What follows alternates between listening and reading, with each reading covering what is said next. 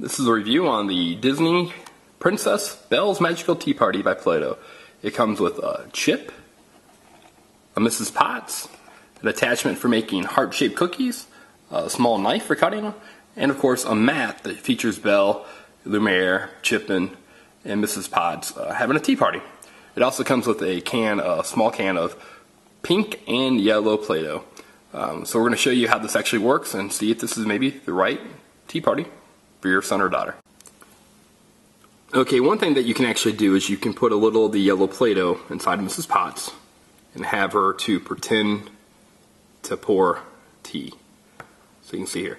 Now, one of the problems with it is that's about as much as you can get her to pour. It's just a little drop, because the chamber within inside of her is pretty small.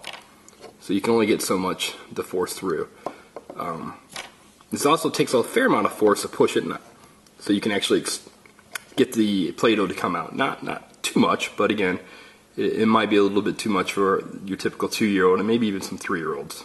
So keep that in mind. In terms of playability, you have the Mrs. Potts, and then you also have the ability to make cookies, which we'll show you next. Okay, so there's the mold for making the cookie, and then there's a finished product, and you can see it's decorated and it has little buttons sticking out of it, and we're able to put a little flower on top.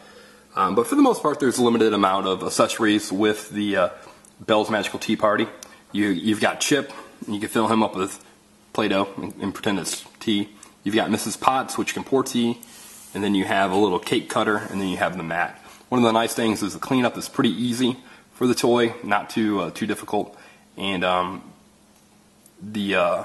there aren't a lot of parts to actually get lost. So overall, it's a 4-star toy. Nice for a small Christmas present or birthday present for a little girl, maybe ages 3 to 6.